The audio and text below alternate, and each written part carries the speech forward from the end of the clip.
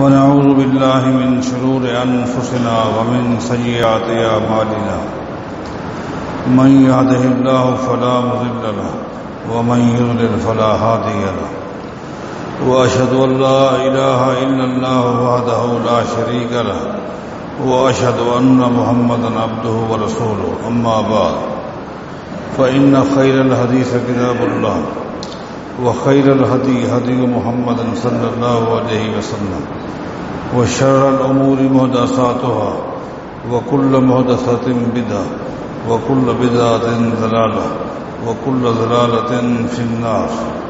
أعوذ بالله من الشيطان الرجيم. بسم الله الرحمن الرحيم. يا أيها الذين آمنوا اتقوا الله حق تقاته ولا تموتن إلا وأنتم مسلمون. سنن ابن ماجہ کے اندر رسول اکرم صلی اللہ علیہ وسلم کا ایک مختصر خطبہ موجود ہے. یہ معلوم نہیں ہو سکا کہ یہ نبی علیہ السلام کا خطبۃ الجمعہ ہے، یہ عید کا خطبہ ہے، یا نکاح کے موقع پر آپ نے یہ خطبہ ارشاد فرمایا، یا کسی اور موقع پر. ویسے بھی خطبہ وعظ و نصیحت کو بھی کہتے ہیں. حدیث میں ہے، راوی ہیں جابر بن عبداللہ رضی اللہ عنہما، فرماتے ہیں خاطبانا رسول اللہ صلی اللہ علیہ وسلم، نبی علیہ السلام نے خطبہ ارشاد فرمایا. بڑا مختصر خطبہ، لیکن اس میں بڑی جامعیت. وہ خطبہ میں آپ کو پڑھ کے سنا دیتا ہوں. نبی علیہ السلام نے خطبہ ارشاد فرمایا، اور کیا فرمایا؟ ایھا الناس، او لوگو، توبوا الی اللہ قبل ان تموتوا، او لوگو موت کے آنے سے پہلے توبہ کر لو. اللہ، موت کا ایک وقت ہے، جب وہ وقت آ جاتا ہے تو پھر بندہ اگر توبہ کرے توبہ قبول نہیں ہوتی. اس لیے فرمایا کہ موت کے آنے سے پہلے توبہ کرو. اس خطبے کا یہ پہلا حصہ ہے. اب کسی کو پتا ہے کہ موت کب آئے گی؟ جب پتہ نہیں ہے تو پھر ہر وقت توبہ طیب رہنا چاہیے. یہ موت کسی وقت بھی آ سکتی ہے. یہ موت جو ہے ہر وقت ہر شخص کے سر کے اوپر روڑ لگا رہی ہے اور وقت کا انتظار کر رہی ہے. اذا جاء اجلهم لا يستأخرون ساعة ولا يستقدمون، جب وقت آ جاتا ہے ایک لمحے کی تاخیر نہیں ہوتی. توبہ کر لو، اپنی آخرت کے حوالے سے فکر کر لو. ایک نصیحت یہ فرمائی. آگے فرمایا وَبَادِرُوا بِالْأَعْمَالِ الصَّالِحَةِ قَبْلَ أَن تُشْغَلُوا، ایک وقت آئے گا کہ تمہارے اور نیک اعمال کے درمیان رکاوٹیں کھڑی ہو جائیں گی. ان رکاوٹوں سے پہلے نیک اعمال کر لو. ہر شخص کے آگے رکاوٹیں کھڑی ہو جاتی ہیں. ان رکاوٹوں کو کراس کرنا مشکل ہو جاتا ہے. پھر آدمی چاہتا ہے میں نیک کام کروں، لیکن وہ نہیں کر سکتا. رکاوٹیں بیماری کی شکل میں ہو سکتی ہیں، پریشانی کی شکل میں آ سکتی ہیں، مشاغل کی شکل میں آ سکتی ہے، بڑھاپے کی شکل میں آ سکتی ہے. کوئی عضو چلا جاتا ہے، پھر آدمی چل کے کہیں جانا چاہتا ہے، نہیں چل سکتا. کچھ دینی بات سننا چاہتا ہے، کان جواب دے جاتے ہیں.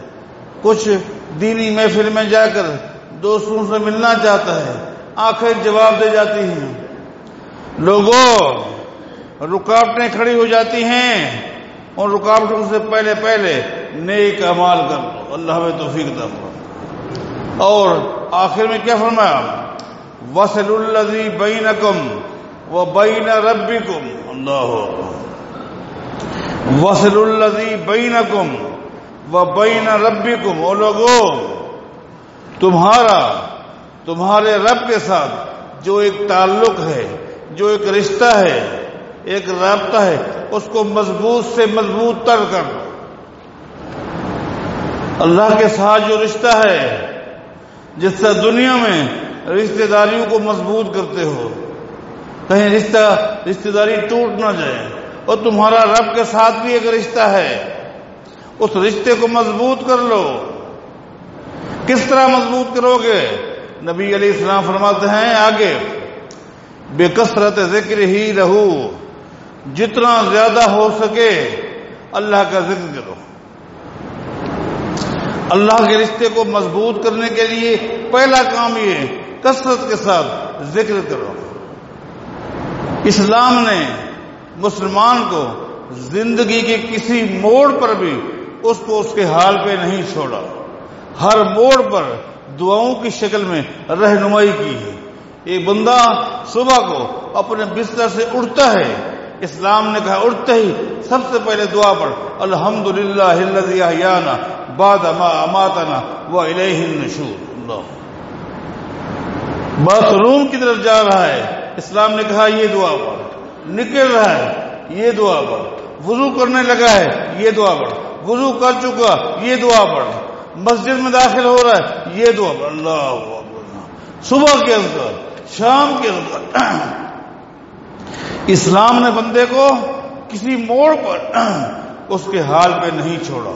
لہذا اللہ کے ساتھ رشتے کو مضبوط کرنے کے لیے کثرت کے ساتھ اللہ کا ذکر کرو۔ آگے کیا فرمایا؟ وَبِكَثْرَةِ الصَّدَقَةِ، کثرت کے ساتھ اللہ کے رشتے کو مضبوط کرنے کے لیے کثرت کے ساتھ صدقہ خیرات کرو۔ یہ اللہ کا دیا ہوا مال ہے، خوب اللہ کے راستے میں خرچ کرو۔ حدیث میں آتا ہے نبی علیہ السلام پورا سال اللہ کے راستے میں خرچ کرتے، لیکن جب رمضان کا مہینہ آتا تو حدیث میں آتا ہے نبی علیہ السلام رمضان کے مہینے میں اس طرح خرچ کرتے جس طرح تیز آندھی ہوتی ہے۔ اللہ، تیز آندھی جس میں پتہ نہیں چلتا، تیز آندھی کی طرح نبی علیہ السلام رمضان مبارک میں صدقہ خیرات کرتے۔ اس کا مطلب یہ 12 مہینوں میں، حدیث سے یہ مسئلہ ثابت ہوا، 12 مہینوں میں رمضان کی ایک حیثیت ہے، ایک حیثیت تو ہے نا۔ آپ دیکھیں جب رمضان شروع ہوتا تو نبی علیہ السلام پہلے رمضان کو حدیث میں آتا ہے جبریل آتے اور جبریل کے ساتھ بیٹھ کر قرآن کریم کا دور کرتے تھے۔ دور، رمضان کی حیثیت تو ہے نا، رمضان کی حیثیت ہے۔ آسمان دنیا پر اللہ نے قرآن کو نازل کیا لیلۃ القدر میں، تو وہ کس مہینے میں ہے؟ رمضان میں۔ رمضان کی ایک حیثیت ہے، اس کا ایک مقام ہے۔ میرے بھائیوں، میرے دوستوں، اس کو مانو۔ صحابہ کرام زکوٰۃ کے لیے رمضان کے مہینے کا انتخاب کرتے، حالانکہ زکوٰۃ فرض ہوتی ہے سال کے بعد۔ اب سال کسی وقت بھی مکمل ہو سکتا ہے آپ کے مال پر، لیکن صحابہ ایڈوانس زکوٰۃ دیتے، رمضان کے مہینے کا انتخاب کرتے۔ اس کی حیثیت تو ہے نا، اس کی حیثیت تو ہے۔ آپ دیکھیں نبی علیہ السلام نے کیا فرمایا عمرۃ فی رمضان تعدل حجۃ وفی روایت مائی، لوگوں رمضان مبارک میں عمرہ کرنا، رمضان مبارک میں عمرہ کرنا اجر و ثواب کے لحاظ سے ایسا ہے جیسے کوئی شخص محمد کے ساتھ حج کرے صلی اللہ، پیغمبر کے ساتھ حج کرنے کا کیا درجہ ہے، کیا مقام ہے، وہ مقام و درجہ اس عمرے کو حاصل ہے جو رمضان میں کیا جائے۔ تو مانا رمضان کو ایک مقام حاصل ہے، اس کی قدر کرنی چاہیے، اس سے فائدہ حاصل کرنا چاہیے۔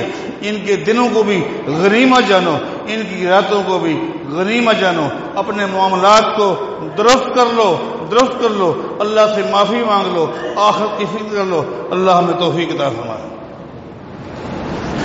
ان الحمد للہ نحمده ونستعینه ونستغفره ونعوذ بالله من شرور أنفسنا وسيئات أعمالنا من يهده الله فلا مضل له ومن يضلل فلا هادي له أشهد أن لا إله إلا الله وحده لا شريك له وأشهد أن محمدا عبده ورسوله أما بعد فإن خير الحديث كتاب الله وخير الهدي هدي محمد صلى الله عليه وسلم وشر الأمور محدثاتها وكل محدثة بدعة وكل بدعة ضلالة وكل ضلالة في النار.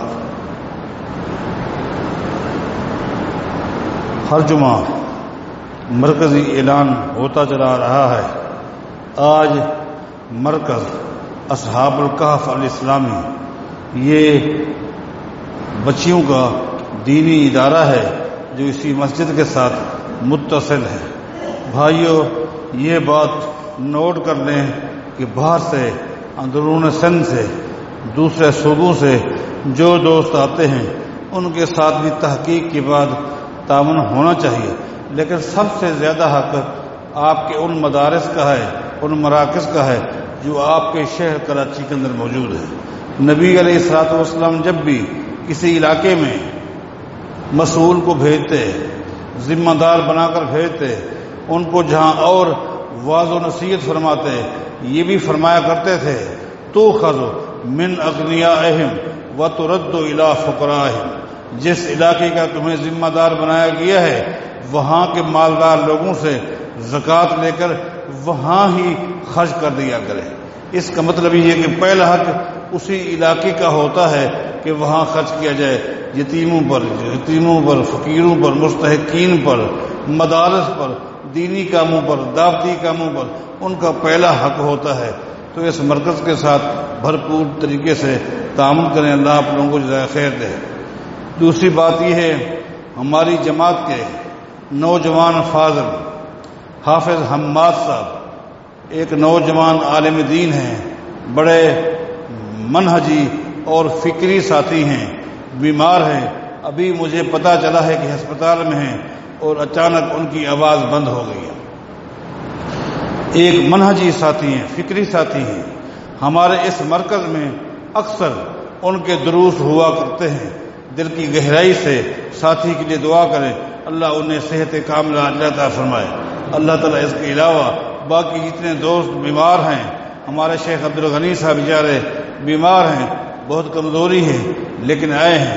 پچھلی جمعہ جب یہ آئے اور مجھے ملے، ایک جملہ کہا، میری آنکھوں میں آنسو آ گئے.